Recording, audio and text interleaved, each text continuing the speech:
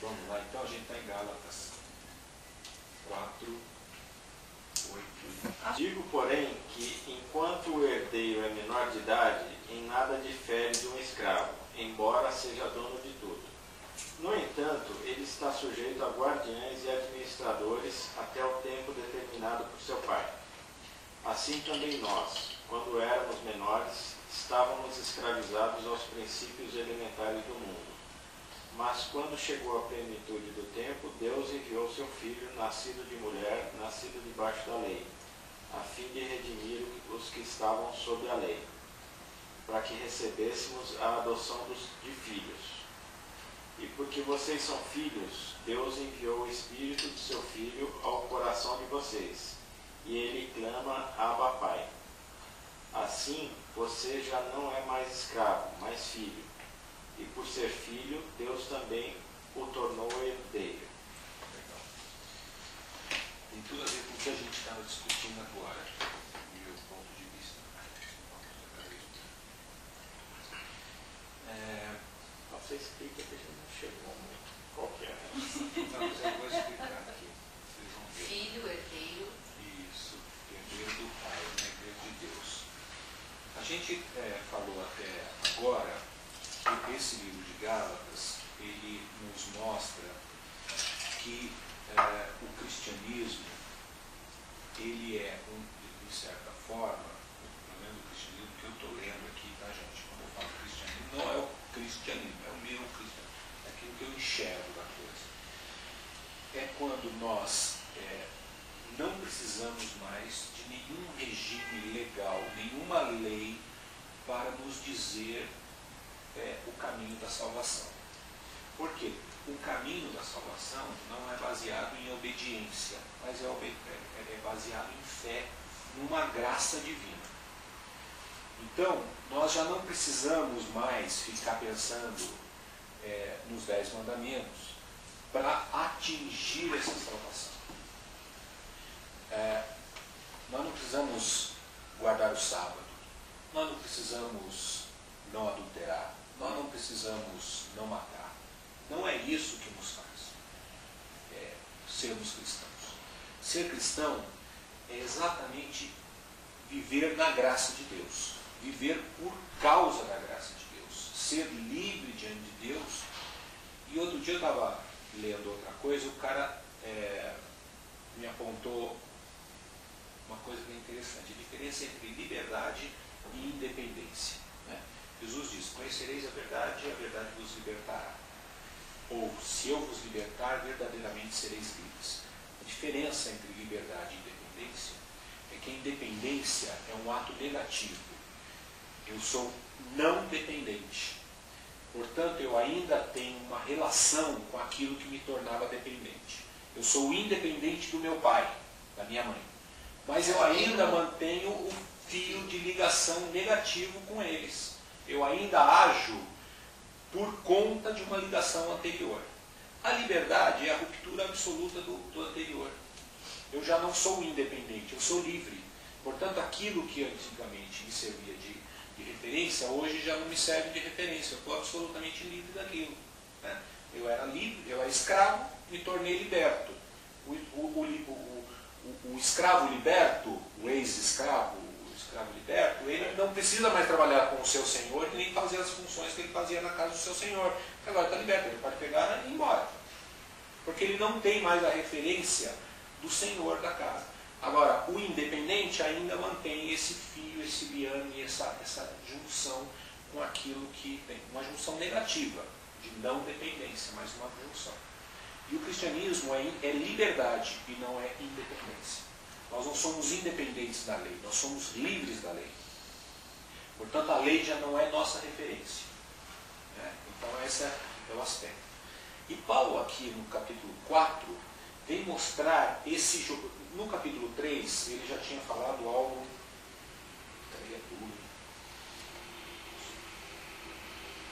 Mas antes que viesse a fé, estáveis sob tutela da lei. 3:23. E nelas encerrados, para que a fé de que o futuro haveria de se revelar, de maneira que a lei vos serviu de aio para conduzir a Cristo. Né?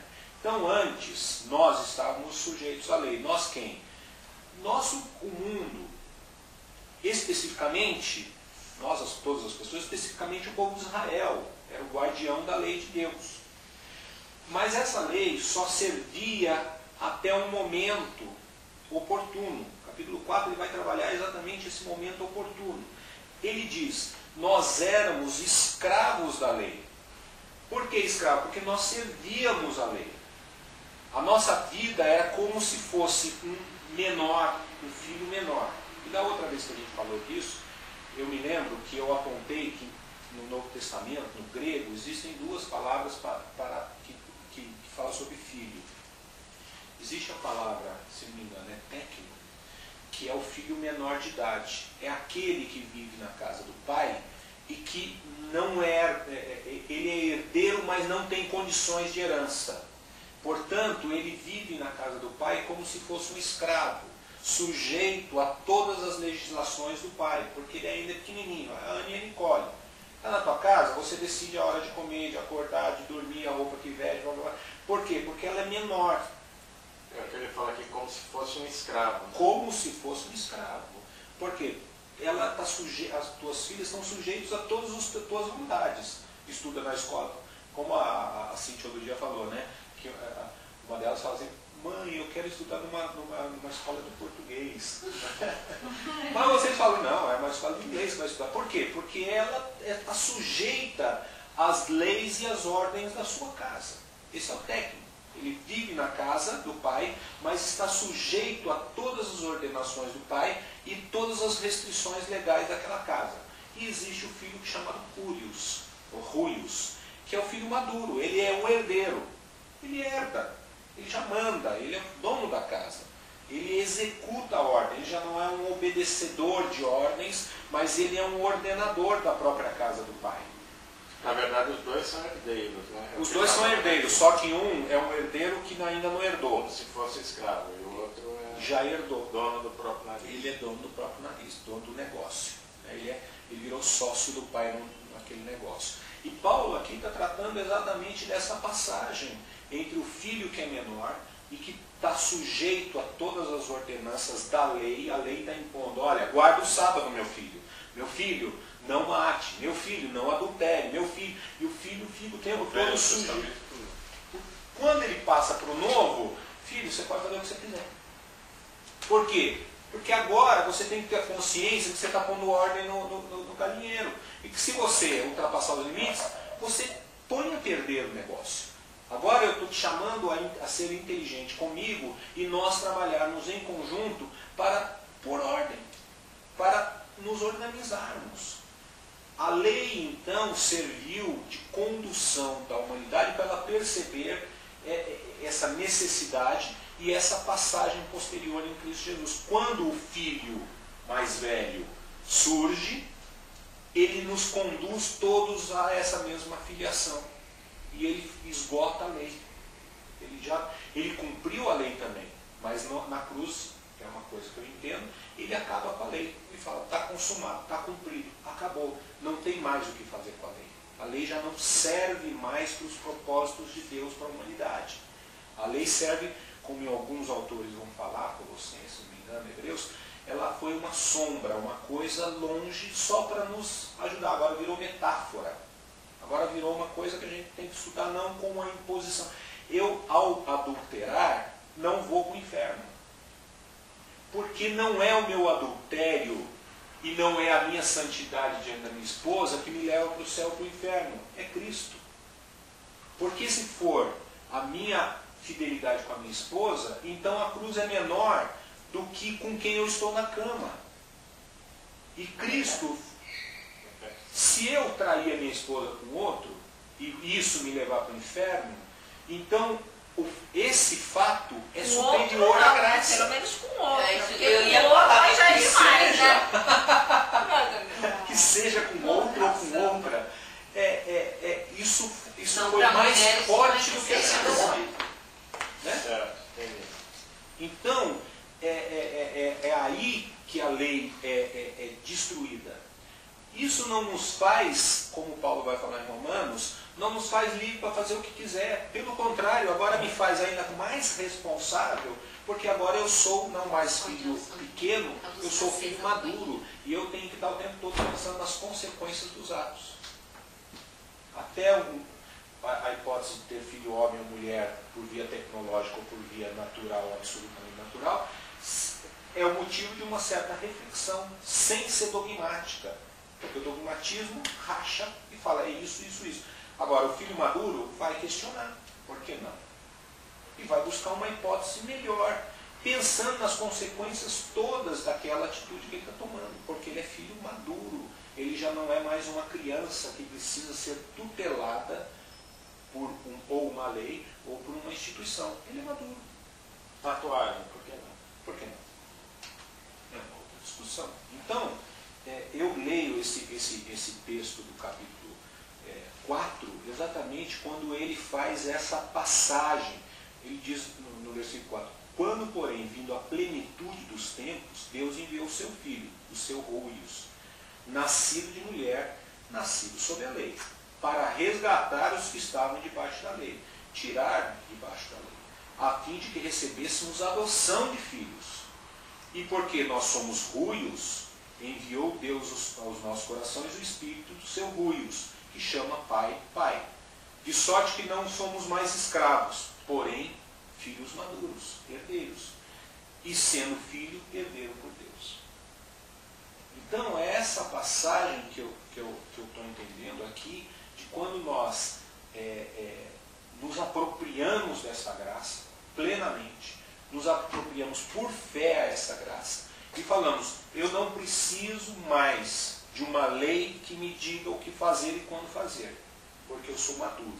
Mas, por ser maduro, eu agora busco referências muito mais profundas nas minhas decisões do que simplesmente uma decisão superficial. Sábado eu não posso trabalhar. Mas eu vou perguntar, por que sábado eu não posso trabalhar? Jesus mesmo falou, não é o sábado, não é o homem para o sábado, mas o sábado para o homem. Ele já faz essa inversão, fala, pensa o que vocês estão fazendo. Por que não vai fazer o bem no sábado? Está lá, guardarás os dias do sábado, isso está nos 10 mandamentos. Ele questiona o sábado. Pô, se ele questiona o sábado, ele questiona também o não matarás, o não adulterarás. Ele questiona a lei. Bom, o que fica? Fica o amor. O fundamento da lei é o amor. E o filho maduro não vai mais obedecer. Ele vai amar. E nesse amor ele vai buscar ser gracioso com o próximo.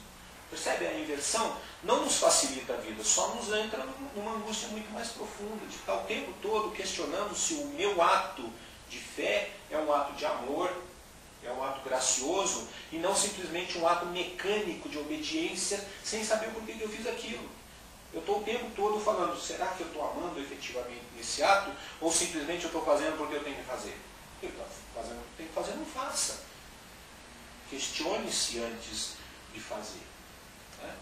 Nós não precisamos mais, porque nós somos agora herdeiros. E essa palavra herdeiro, e aí entra por que eu acho que tem a ver com o que a gente está falando, muitas pessoas estão esperando herdar de Deus um céu com ruas de ouro e mansões. Eu acredito que a herança que nós temos de Deus é a própria filiação, é o próprio ser filho. A nossa herança divina é poder ser chamado de filho de Deus. E como filho de Deus, eu me mover pelo mesmo movimento que Deus fez ao meu favor. Se eu sou o perdido, eu agora como filho de Deus, me movo a favor do perdido. Se eu sou um empobrecido e Deus veio a mim, eu me movo a favor do pobre. E não estou falando só o pobre financeiramente, o pobre que está esgotado nos seus recursos espirituais, recursos psíquicos, recursos físicos e financeiros. Então, a herança que nós temos de Deus é essa herança desse amor profundo por alguém absolutamente diferente dele. Porque Deus não era humano. Deus não era carne e osso. Mas o que ele faz? Por amor, se torna carne e osso. Agora ele fala para os filhos dele, se desdobre a favor do outro. O outro é macumbeiro, finja ser macumbeiro. Por quê? Por amor ao outro. Você não é macumbeiro, você não acredita naquilo. Mas se permita estar junto dele, porque esse é um movimento de amor gracioso. Se o outro é ateu, finja ser ateu. Por amor gracioso a ele. Né? Então, do meu ponto de vista, é essa a herança divina. Em vez da gente querer ter mansões celestiais com ruas de ouro, muito bacana isso, mas é uma coisa até absurda, porque no céu, que é um lugar imaterial, ter ouro, então pode ser metafórico. A gente querer ser reconhecido ou confundido com o próprio Deus. Que eu acho que aí é legal. Ser confundido com o Filho de Deus. E ser a voz e a mão de Deus, aonde a voz e a mão de Deus não é ouvida nem vista.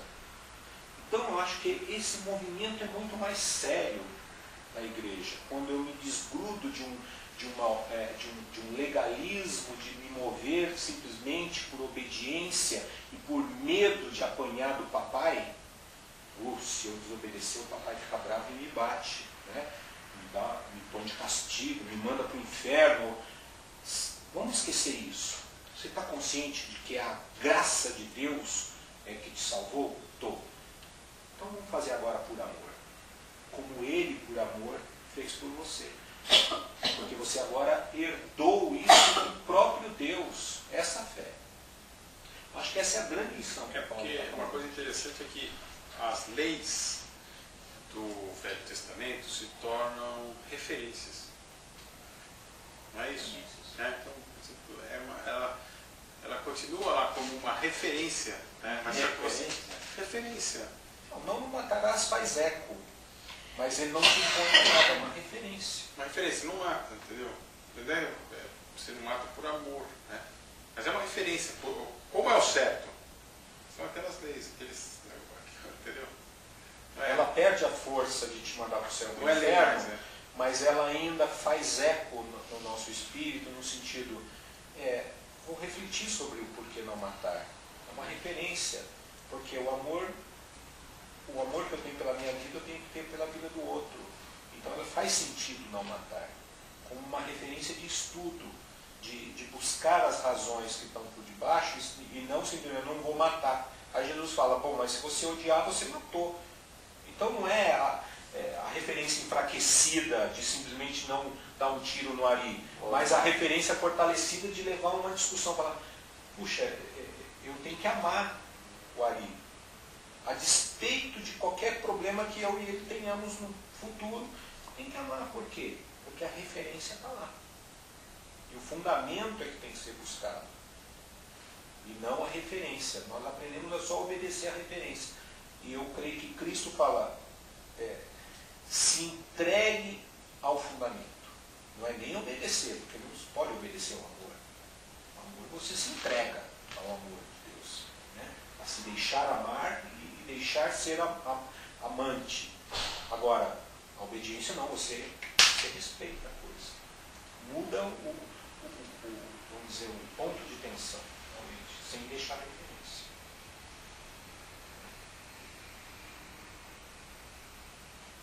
Entendeu? Aí vamos ler então esses próximos aqui. Antes, quando vocês não conheciam a Deus, eram escravos daqueles que por natureza não são deuses. Mas agora, conhecendo a Deus, ou melhor, sendo por Ele conhecidos, como é que estão voltando àqueles mesmos princípios elementares fracos e sem poder? Querem ser escravizados por eles outra vez? Vocês estão observando dias especiais, meses, ocasiões especiais e anos. Ocasiões específicas e anos. Temo que os meus esforços por vocês tenham sido inúteis. Tá bom aqui. Você vê o seguinte, eu passei aqui em cima, no versículo diz também, ele diz o seguinte: antes também nós, quando éramos menores, estávamos sujeitos servilmente aos rudimentos do mundo. E agora ele está falando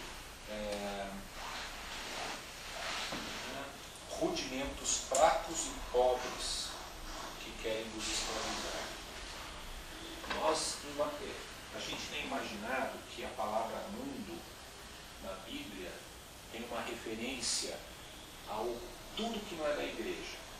Né? A igreja é o lugar santo, e nós falamos, no passado a gente falava isso, a pessoa voltou para o mundo. Ou o mundo é o lugar da prostituição, do adultério. Não é? Na verdade, a gente não tem uma noção de que o pensamento cristão não é mundo. O mundo é o que está fora de qualquer ato religioso, ou na verdade é o ato irreligioso, né? O ato de confrontação de Deus. Na minha leitura aqui, eu ponho para vocês pensarem comigo se é isso mesmo. Mundo aqui é o próprio judaísmo. É a própria concepção de uma relação com Deus, não baseado na graça, não baseado na fé, mas baseado em qualquer outro modelo diante de Deus. Paulo está se referindo ao mundo, a toda a religiosidade do Velho Testamento. Para ele, o mundo não é a prostituta, o mundo não é o adúltero, não é o assassino, o mundo não é nada disso. Mundo é você guardar o sábado, porque é o sábado. É você guardar o dia de Pentecostes, ou o dia da Páscoa, ou o dia que for do Velho Testamento, pelo simples fato que existe isso no Velho Testamento. Mundo, a palavra mundo no grego, significa uma ordem. As coisas como são organizadas. É uma ordem, é cosmos. Né? O que é o cosmos? Se a gente falar, os russos antigamente não tinham astronautas, tinham o quê? Cosmonautas. Não é verdade? Por que eram cosmonautas? Porque eles iam para o cosmos, para fora da Terra, aonde tem as estrelas, onde tem a ordem das coisas que a gente vê de noite. Isso é mundo, é qualquer ordem. E Paulo está dizendo, mundo, a religiosidade não fundada na graça de Deus. E ele diz agora, mais adiante, que isso são coisas frágeis e fracas. Por quê? Porque elas não mexem no cerne da questão e não nos levam a nenhum relacionamento efetivo com Deus. Volto a dizer, você trabalha na superfície das coisas, simplesmente guardando o sábado, porque é o sábado, ou não dando um tiro no outro, porque senão você tem medo de ir para o inferno, e isso está na superfície da coisa. Ele fala, abandona isso, porque nós somos movidos por uma coisa um pouco mais substanciosa, que é o Espírito de Deus, o Espírito gracioso de Deus que habita em nós. Esse Espírito que nos faz abandonar o mundo. Mas não é abandonar a prostituição, o adultério, o roubo, a malícia. Isso daí é superficial para ele. Abandonar isso como critério de salvação. E abandonar as relações humanas baseado em medo. Medo do inferno, medo do castigo eterno. Esquece esse negócio. Comecemos a viver baseado em outros fundamentos. Qual fundamento? O amor e a graça de Deus. A gente tem que pensar nisso. Como eu viveria sem medo da perdição eterna? Como eu viveria pensando apenas que o amor de Deus me alcançou e ele, como diz o próprio Paulo, ele nos constrange. Eu sou constrangido pelo amor de Deus. Como eu viveria? E aonde há o amor não há temor, diz o apóstolo João. Como viveria sem medo de ir para o inferno? Sem medo do diabo, sem medo da perdição, sem medo do pecado. Somente constrangido por esse amor profundo, me movendo por esse amor, um amor que me faz ver o outro como eu fui visto por Deus. Isso muda a nossa concepção de cristianismo. Porque agora eu não preciso obedecer. Eu sou filho maduro, eu sou filhos. Eu não sei, vou falar por mim, mas eu acho que assim, essa história de que tem gente que tem noção de que adulterou vai para o inferno, eu acho que a gente já passou dessa fase, assim, né? A questão é o seguinte, bom, eu adulterei, qual é a consequência disso, não no sentido de ir para o céu ou para o inferno, mas da minha relação com Deus.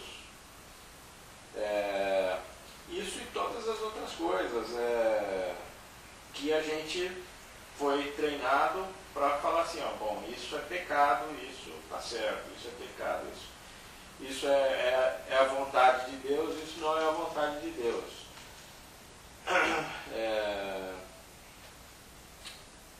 Né? Então, qual que... Então, mas o que eu digo é o seguinte, nós estamos vivendo um Você século... não tem vontade, né? O primeiro... Não, estou falando que é o padrão que a gente... Mas é a referência. É a referência. Né? Não que, eu não sei se eu não enxergo assim. Isso aqui está errado, então você vai... É pecado. Né? Isso aí para mim não tem...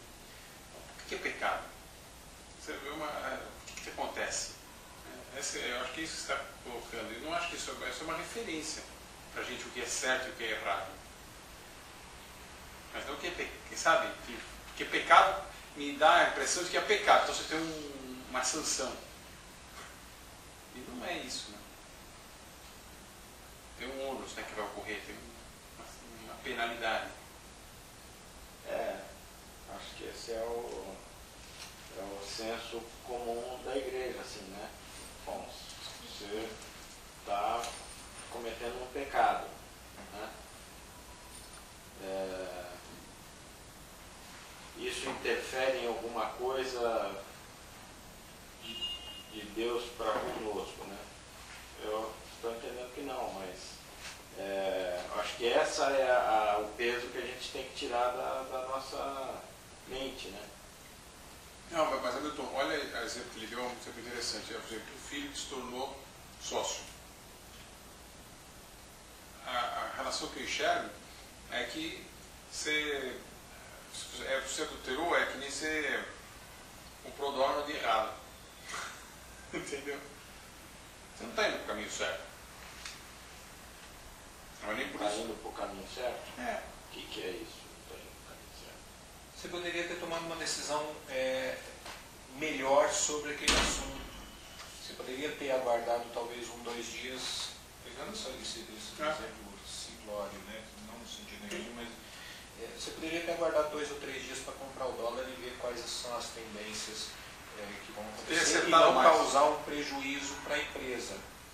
O que está em questão não é o pai não teve um arranhão, não mudou nada a relação de amor, de companheirismo, nada, mas a empresa sofreu com aquilo, porque o caixa foi onerado.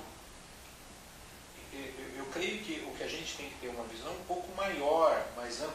O nosso cristianismo é muito individualista, por exemplo, na minha visão.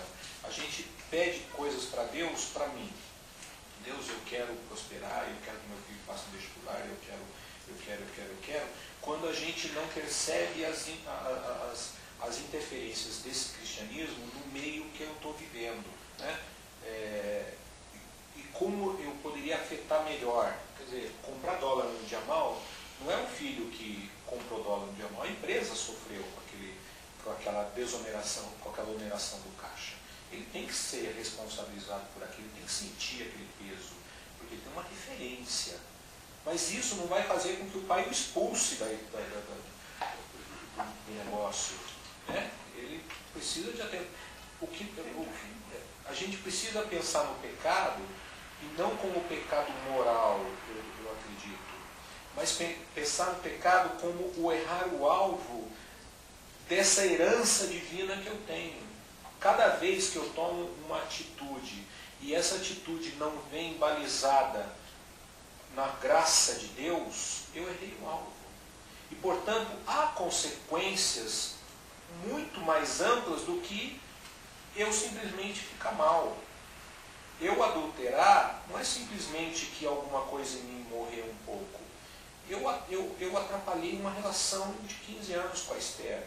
Eu atrapalhei a minha relação com os meus filhos. Eu atrapalhei a minha relação com os meus amigos de alguma forma. Eu atrapalhei todas essas estruturas. A gente já falou sobre isso. Então, eu errei o alvo não porque eu coloquei meu pênis no lugar errado.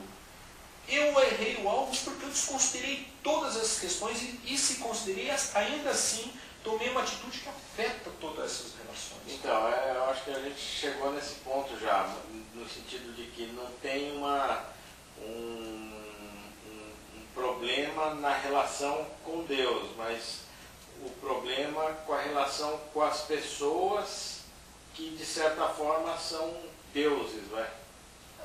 É que a gente tem muito essa ideia de que a coisa está com Deus, é a questão causa e efeito, né?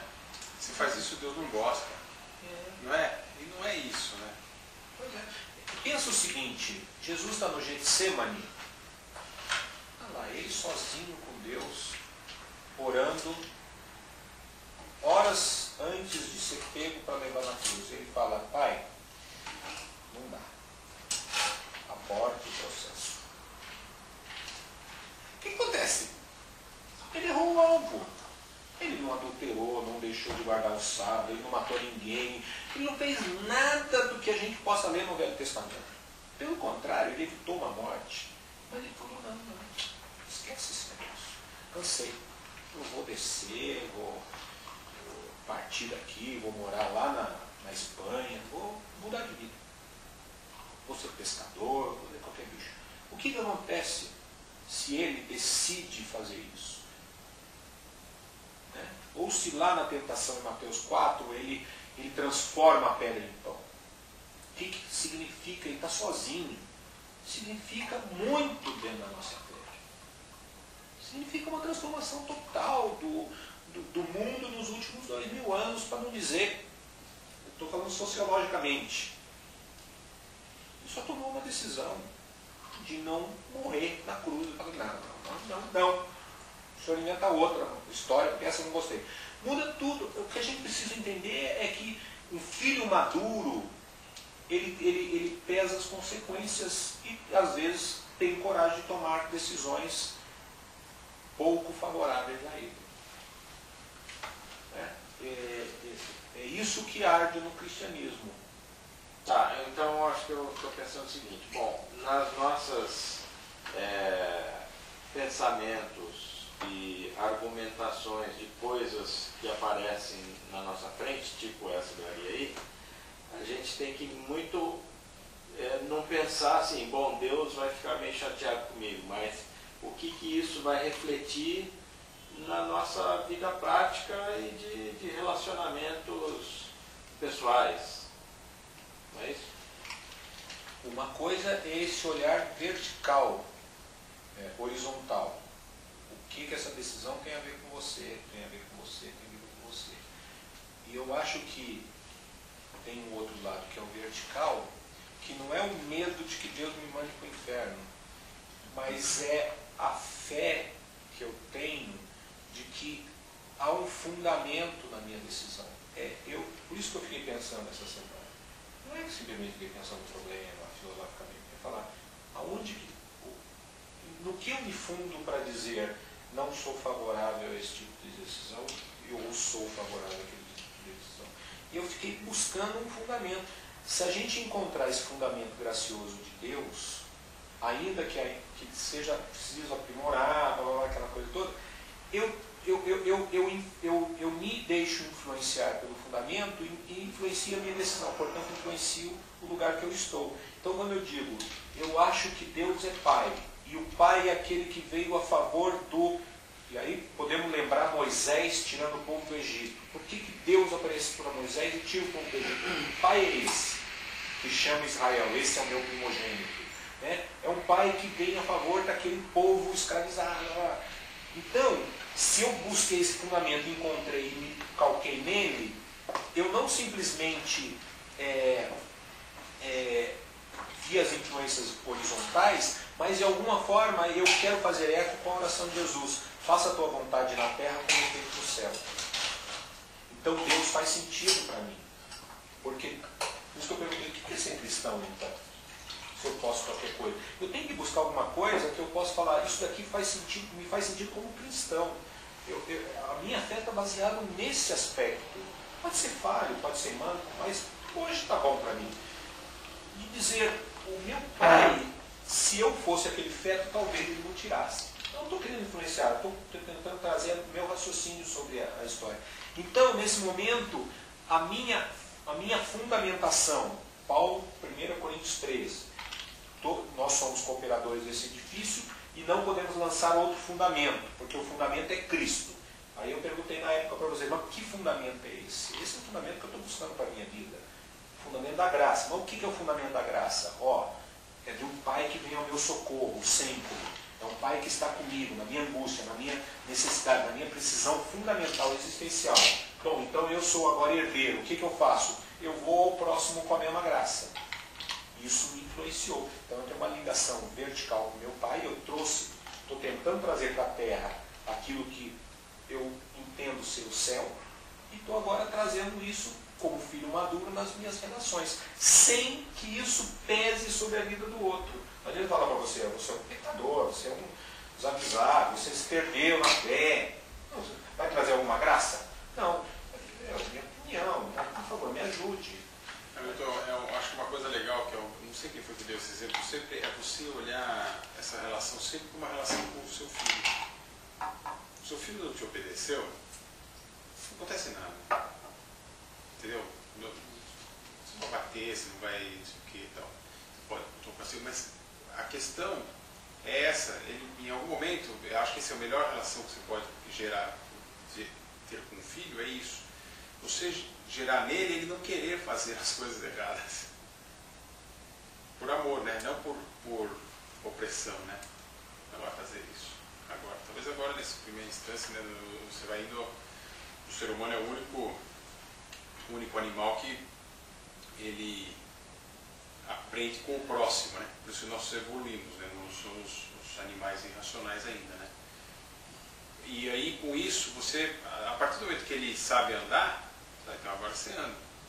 E aí você espera o quê? Que ele faça as coisas certas, aquilo que você ensinou. Mas se não acontecer, ele não morre, assim, tipo, não tem um ônus, como a gente fica imaginando com o pai. O pai vai amar sempre. É meio filho pródigo, né? Eu ensinei meu filho falou, me dá a herança, eu vou embora, só leva. Mas fico ali na porta, né? É meu filho aí.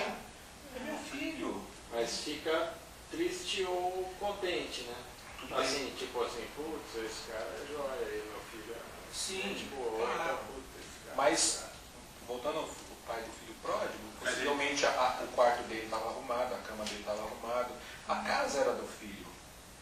O pai só estava falando, meu filho, eu espero que meu filho volte. Eu estou todo dia ali, olhando para o horizonte, esperando o filho voltar. Porque ele é meu filho, ele pediu a herança, ele me sacaneou, mas é meu filho. Então eu acho que a relação com o nosso pai é essa. Ele é meu filho, caramba. Então ele não vai perder a minha casa, ele não vai perder o lugar dele. Eu vou dar o anel para ele, eu vou pôr uma sandália, eu vou fazer uma comida para ele, eu vou dar um beijo nele, não vou deixar ele pedir perdão, porque eu sei que ele... Aquela palavra não é significativa nesse sentido. É meu filho, voltou, estou alegre, mas eu sou um grande sacana. Então, eu acho que a gente tem essa relação de, pecou o pai, manda para o inferno. Não, não manda, é filho. Agora, como filho, tome decisões, porque você vai comer comida dos porcos. Porque a tua decisão tem consequência normal. Agora, se você não, na tua consequência, vai pôr na casa do meu pai, na casa do meu pai, naquele momento você lembrar da casa do seu pai, pode dizer que você está aqui, é a casa do seu pai. Entende?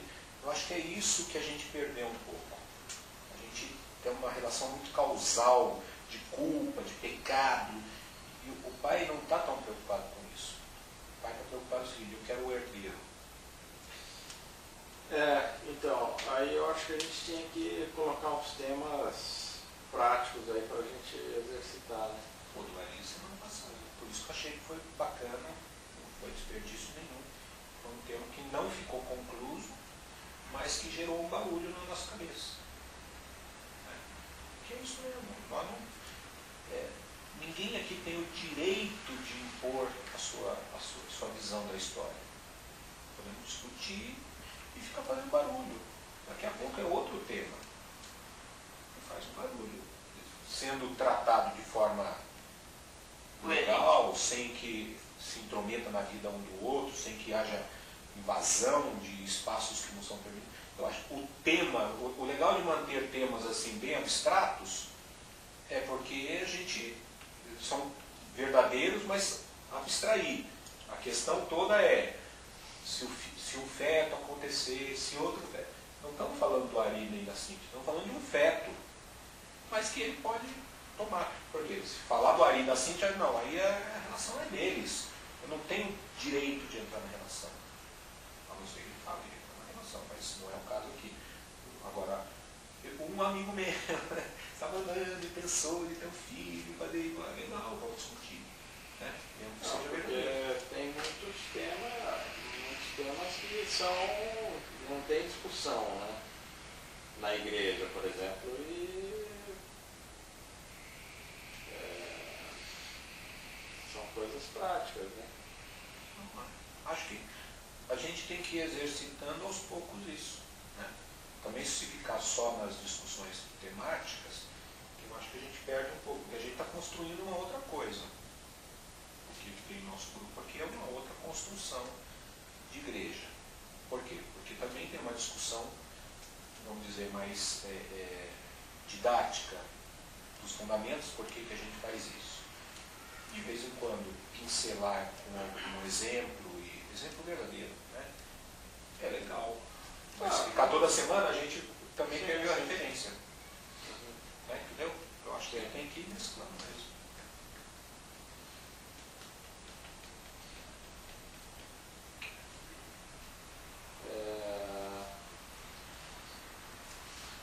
Então, mas você não acha que nos temas tem que chegar numa conclusão? Nos temas práticos? A gente nunca conseguiu, né? Então, por isso que eu estou falando. Não, mas eu acho que é legal ter uma conclusão prática. O Ari deve ter a conclusão dele prática, que ele pode revelar ou não. Ele fala, bom, de tudo que eu ouvi, eu acho que eu e a Cíntia deveriam decidir isso. Eu tenho a minha opinião, né? Mas sabe o que eu A acho? opinião possivelmente vai discordar da minha ou não, de repente. Isso, por exemplo, é isso mesmo? Por exemplo, você tem uma opinião, ele tem uma outra, ela tem outra, eu tenho outra, cada um tem uma.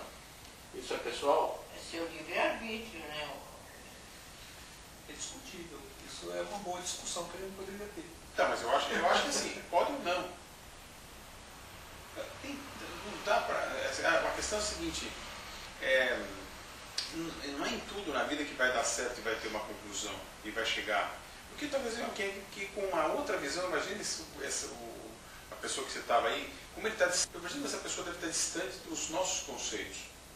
Imagine uma pessoa que mora lá na Arábia Saudita, não sei o que, uma mulher, como ela é tão diferente, elas não vão bater tudo. Pode ser que tenha algumas coisas que vão bater, tem algumas que não vão. Não acho que 100% das pessoas vão ter que chegar lá no fim e vai ter uma verdade. Verdade tem uma coisa, um cara uma vez para mim, verdade é isso. Tem a sua verdade, a minha verdade e a verdade. Porque você vai olhar de um jeito e vai olhar do outro. Então eu não vejo que tem que, provavelmente, possivelmente, como a gente vive na mesma sociedade, como a gente tem conceitos muito parecidos, então é bem possível que a gente chegue em muitos consensos. Né? Mas pode não chegar. É difícil isso é meio anárquico, assim, né? Por exemplo, a igreja do Brasil, para ela ter conceitos totalmente diferentes da igreja da China, por exemplo. É difícil. Não precisa ir na China, né, coisa. É aqui mesmo, em São Paulo tem. É diverso. Eu acho que esse ponto dessa divergência, o que eu mais.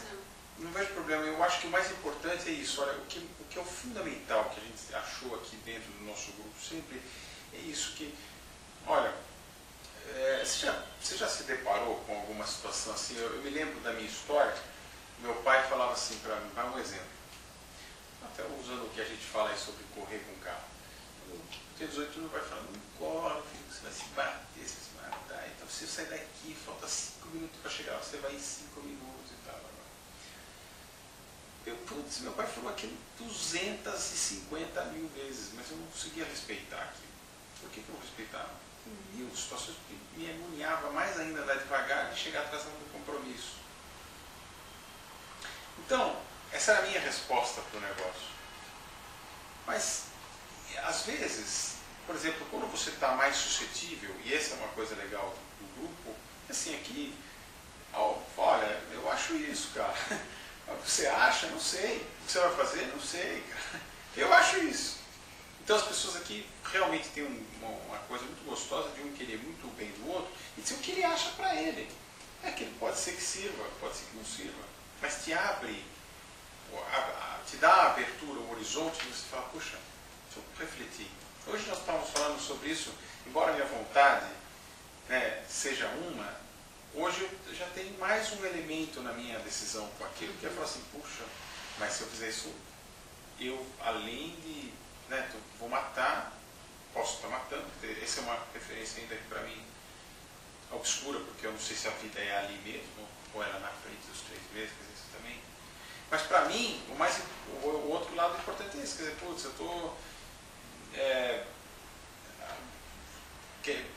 colocando a possibilidade de ter um filho com maior problema, eu estou colocando, talvez assim, ter mais em risco, quer dizer, então, mas eu tenho uma vontade, então, quer dizer, claro, eu vou ponderar sobre essas coisas, mas eu já tenho mais um ângulo para pensar, que eu não tinha esse ângulo. Eu sequer tinha pensado na época de falar, puxa, mas vai ter 2 que... Acho que eu nem sabia que ia jogar 2 fora, que vai matar um, que de repente isso está errado, está matando uma vida.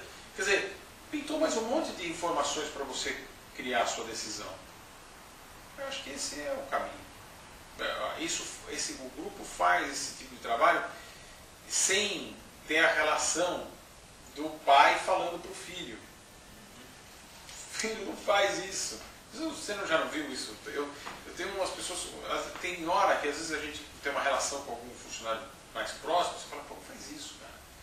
Você vai fazer mal pra tua vida, cara. Putz, aí chegou uma hora, putz, o meu pai, um tempo atrás, uns 10 anos atrás, pai, não bebe, mas putz, vai morrer, cara, para de fumar. Entendeu? Aí você tem uma outra relação. É a relação que nós estávamos falando antes do Velho Testamento e do Novo. Da autoridade ou do amor. Agora tem um outro componente também que é o meio, né? Vamos dizer que, por exemplo, alguma questão, você, por exemplo, um exemplo, tatuagem. Então, para mim não tem problema nenhum, mas na comunidade que eu frequento, aquilo é um escândalo. Tem essa referência, né? Que eu acho que manda até na sua própria convicção, né? Que é você agredir o outro, né? Então você não fazer, não porque você não acha aquilo certo ou errado, mas porque o meio tem um consenso, vamos dizer assim. Por isso que eu quis levantar aquela situação da liberdade e da independência. Eu creio que Cristo nos chama liberdade, mas nem sempre é independência. Ele não fala de dependência e independência. Por quê? Porque isso está o tempo todo tendo que ser trabalhado no Novo Testamento. Eu sou livre para pôr ou não pôr tatuagem. Estou livre. Faço o que eu quiser. Não preciso perguntar para ninguém. Agora vamos pensar se eu estou independente para pôr a tatuagem. É diferente. Tá certo? Agora eu vou pensar se a Esther gostaria, se o meu trabalho seria propício. Por quê? Porque agora eu estou livre de fazer o que eu quiser, mas eu vou pensar nas consequências desse ato. E aquilo como se coloca dentro da sociedade que eu estou, no tempo que eu estou, na situação geográfica que eu estou. Então, a liberdade não me cria um ato de independência necessário. Me coloca até dependente de algumas situações, mas uma dependência livre.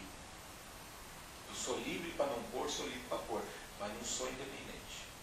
Então, às vezes, eu tenho que falar, não é o caso, mas eu não vou pôr. Por isso que Paulo fala, irmão, mas você gosta dele, né? Se você come carne, mas chega um cara que só come verdura, não por tua consciência, mas por consciência do outro, não coma carne na frente dele, coma a verdura. Você é livre para comer a carne, mas você não é independente para comer a carne, porque você tem que pensar no amor ao próximo.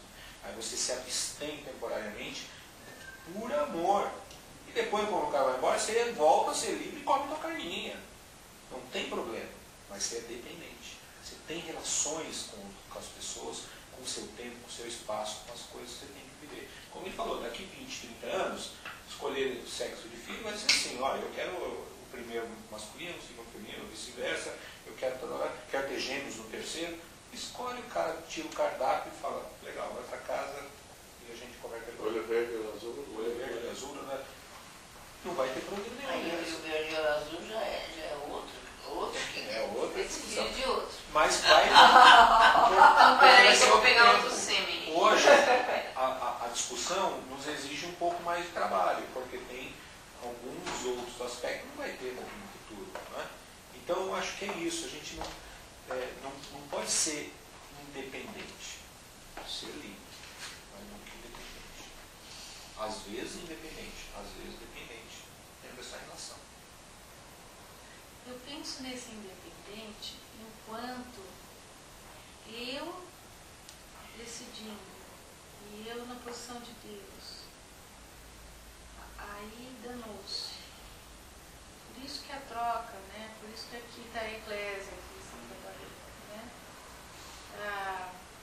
Eu sozinho não me basto, né? Então eu tenho a relação com o Pai, com a palavra, com o outro, com essas coisas que vão se enxertando. Porque a tendência da gente é a gente ser Deus. Né? E esse é um alerta para a gente. Né? E aí, eu colaborando com você, eu acho o seguinte, a tua questão, por que a gente não chega ao consenso? Porque a tendência natural é ou o cara que tem, vamos dizer, mais traquejo com a Bíblia, ou o cara que tem mais traquejo com a eloquência, às vezes junta com uma só pessoa, ele domina a coisa. E ele começa a decidir por todo mundo. Não é? Então, o que tem que fazer? Essa pessoa tem que fazer? Ela tem que se esvaziar. Ela tem que falar, eu me eximo de ser, como diria, eu sou um peremptório. Eu coloco a coisa assim, é a minha opinião. Por quê? Porque senão eu sou Deus. Olha, eu fui lá no alto da montanha, Deus me falou isso. Olha, vocês têm que falar bem. E se alguém não fizer, pecou contra Deus, não contra mim. Porque foi Deus que falou para mim, eu só estou repetindo. Agora, se eu chego falando, é a minha opinião, é o pouco que eu tenho. Por favor, vamos lá. E aí, a liberdade sempre presente do outro fala, não concordo com você. E sair não concordando, porque aí eu fico gente. Eu sou gente, eu posso conhecer um versículo a mais, ou interpretar um pouquinho diferente, mas eu sou gente. E gente, o outro fala, não concordo, você não tem direito de impor. Não é? E eu saio humilhado na minha posição de gente. Percebe? Porque é eclésia. Porque nós não estamos falando de instituição, nós estamos falando de eclésia. E eclésia é isso. Você se expõe e vira gente.